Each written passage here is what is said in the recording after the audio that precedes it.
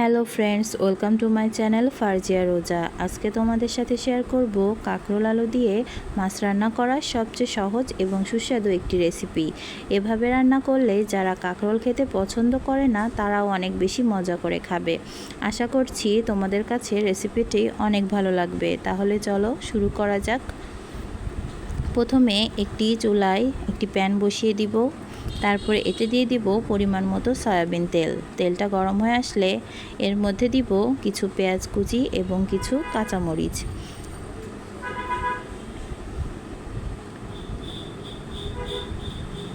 এবার পেঁয়াজ আর কাঁচামরিচটা আমরা কিছুক্ষণ ভেজে নিব।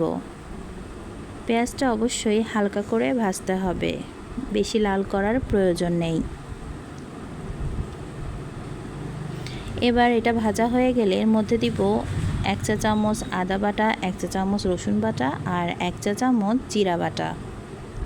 মশলাগুলো দিয়ে আমরা এবার একটু কষিয়ে নিব। হালকা একটু কষিয়ে নিয়ে এর মধ্যে আমরা এখন দিয়ে দিব সামান্য একটু পানি, যেন মশলাটা নিচে থেকে লেগে না যায়।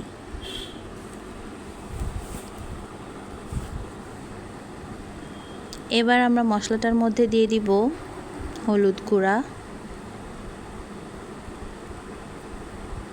এখানে দুই চা চামচ হলুদ গুঁড়া দিয়েছি। এবার দিব মরিচের গুঁড়া।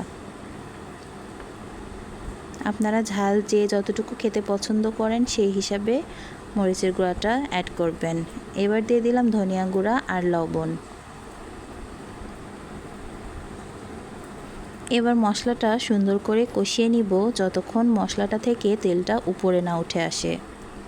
এই তো মশলাটা থেকে তেলটা উপরে উঠে এসেছে।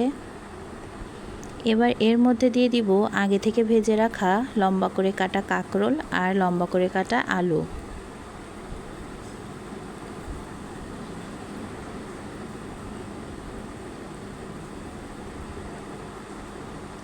কাঁকরোল আর আলুটা এবার আমরা সুন্দর করে কষিয়ে নিব, যেন এটা ভালোভাবে সেদ্ধ হয়ে যায়।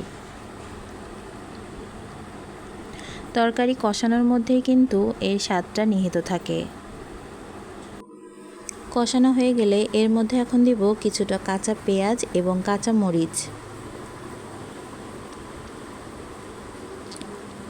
এবার কিছুক্ষণ আরেকটু কষিয়ে নিব।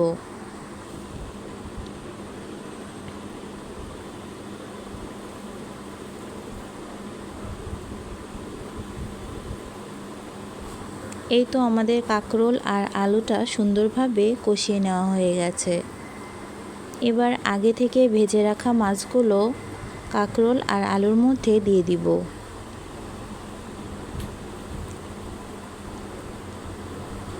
মাছগুলো এখন দিয়ে দিলাম যাতে এবার হালকা সুন্দরভাবে মাছের মধ্যে আলুর সঙ্গে মিশিয়ে নেব।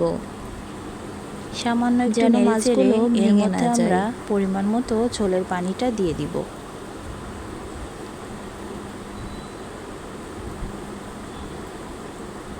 এই তো আমাদের হালকা নাড়াচাড়া শেষ। পরিমাণ মতো ঝোলের জন্য পানি দিয়ে দিব, যতটা আমরা ঝোল রাখতে ইচ্ছুক।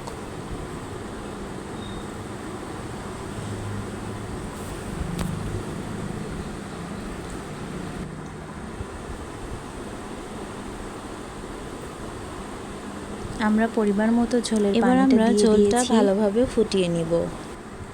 এবার ঝোলটা ভালো করে ফুটিয়ে নিব। এইবার ঝোলটা ভালো করে ফুটিয়ে নিলেই তৈরি হয়ে যাবে আমাদের মজাদার কাঁকরোল আলু দিয়ে মাছের তরকারি। এবার দিয়ে দিলাম জিরে ভাজা গুঁড়া।